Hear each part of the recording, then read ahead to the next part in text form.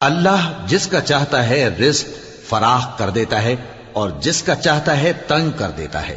और काफिर लोग दुनिया की जिंदगी पर खुश हो रहे हैं और दुनिया की जिंदगी आखिरत के मुकाबले में बहुत थोड़ा सामान है। और काफिर कहते हैं कि इस पैगंबर पर इसके परवरदिगार की तरफ से कोई निशानी क्यों नाजिल नहीं हुई।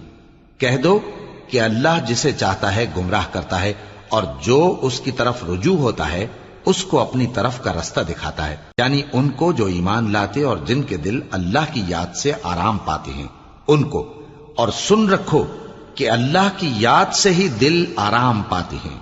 जो लोग ईमान लाए और अमल नेक किए उनके लिए खुशहाली और उम्दा ठिकाना है। जिस तरह हम पहले पैगंबर भेजते रहे हैं उसी तरह ए नबी हमने तुमको इस उम्मत में जिससे पहले बहुत सी उम्मतें गुजर चुकी हैं भेजा है, ताकि तुम इनको वो किताब